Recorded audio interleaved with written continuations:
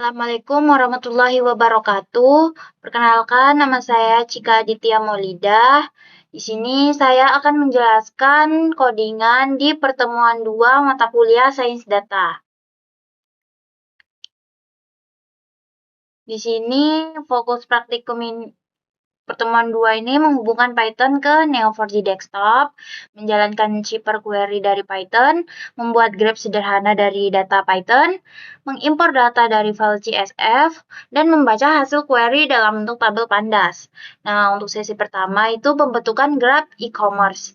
Di sini note yang dibuat customer, produk, dan kategori dengan relationship-nya yang dibuat ada customer dan produk. Konsep Cyper-nya yang digunakan ialah match, merge, create, state, dan return serta unwind. Langkah pertama, install library. Di sini library yang kami gunakan yaitu Neo4j dan Pandas. Ini kitaran satu-satu. Kemudian langkah keduanya itu import library. Nah, sel ini untuk memanggil library yang akan digunakan sepanjang praktikum.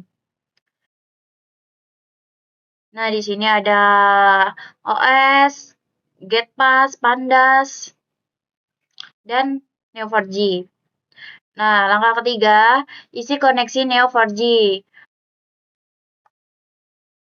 Isinya apa saja? Ada Neo4j URI, username, password, dan database.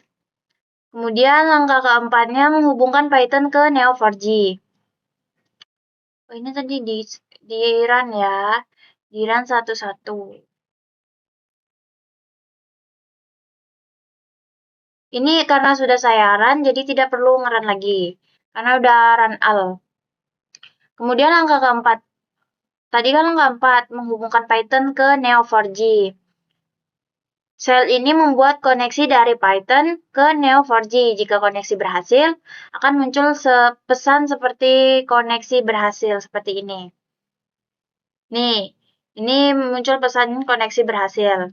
Kemudian lanjut ke langkah 5 buat fungsi query. Di sini fungsi query digunakan supaya kita tidak menulis kode koneksi berulang-ulang dengan parameter Cyper dan parameters. Output fungsi ini adalah data frame sehingga hasil query mudah dibaca sebagai tabel. Kemudian langkah ke-6-nya itu mengetes query. Sel ini menjalankan query paling sederhana untuk memastikan Python sudah bisa mengirim perintah ke Neo4j.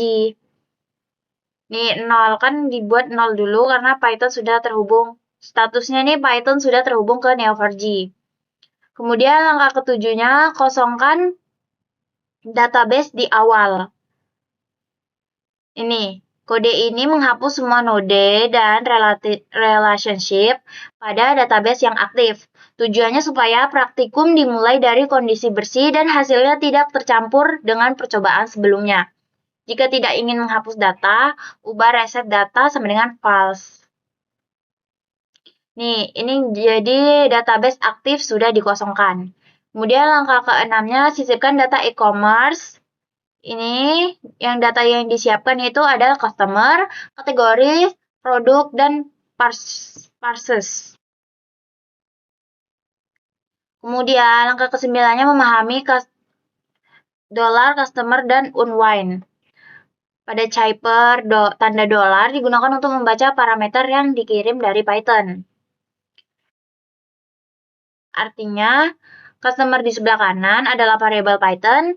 Customer dalam tanda petik di dalam dictionary adalah nama parameter yang dikirim ke Cyper. Customer di Cyper membaca parameter tersebut. Unwind dan customer as row memecah list menjadi baris-baris data. Nah, di sini kodenya. Nah, ini jika kita run, dia sudah membentuk sebuah tabel dengan ID, nama, dan city atau kota. Kemudian langkah 10, masukkan customer. Di sini kita sudah memasukkan customer dengan node customer dari list customer. Nah, dia bakal menampilkan tabel seperti ini. Menampilkan ID dan kategori. Untuk langkah 11, memasukkan kategori. Di sini kita bisa memasukkan kategori dari produk, ID, price, dan sudah juga muncul tabelnya.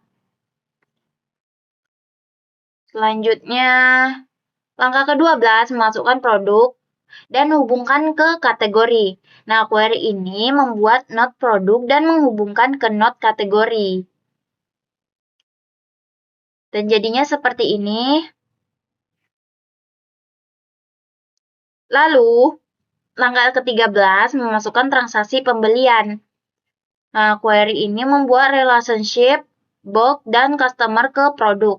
Properti pada relationship yaitu quantity dan date. Maka ini tabelnya. Lalu langkah ke-14, cek jumlah node. Ini menghitung jumlah node berdasarkan label dan menggunakan hasilnya untuk memastikan data sudah sesuai masuk ke Neo4j. Nih, di sini ada customer, produk, quantity, price, subtotal, dan date. Langkah ke-15, tampilkan semua transaksi. Nah, dia akan menampilkan total transaksi dari produk dan total sold atau total yang sudah habis. Langkah ke-16, produk terlaris. Nah, juga bisa menampilkan dengan total spending. Angka 17, total belanja per customer. Nih, per customer berapa belanjanya, ada total spending. Lalu, langkah ke-16 ada filter transaksi customer. Di sini kita bisa memfilter. Dan selanjutnya rekomendasi produk sederhana. Kemudian ada tambahkan transaksi baru. Di sini kalau ada yang baru transaksi kita bisa menambahkannya. Kemudian cek ulang produk terlaris.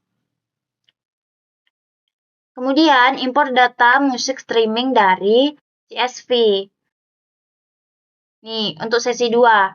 Sesi 2, yang angka 1 hapus node sesuai khusus sesi 2. Nih, kalau sudah dihapus, maka dia akan menampilkan node sesi 2 sudah dihapus.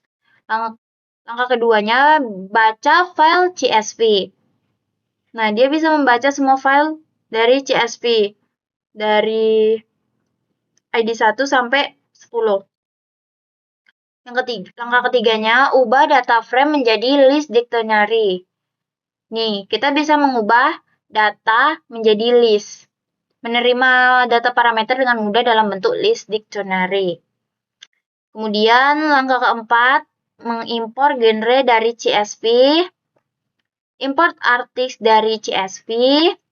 Ini artisnya. Kemudian, import listener dari CSV. Listener, city. Langkah ketujuh, import song dan hubungkan ke artis serta genre. Ada lagi, import relationship listening. Validasi node tanpa relasi. Kemudian, cek hasil import. Ada juga tampilkan semua aktivitas listening. Ini dia, query ini menampilkan data listening lengkapnya. Nih. Untuk langkah 11, lagu paling sering diputar. Nih, dia juga bisa menampilkan lagu yang paling sering diputar. Ini juga genre paling populer, listener paling aktif, rekomendasi lagu berdasarkan genre.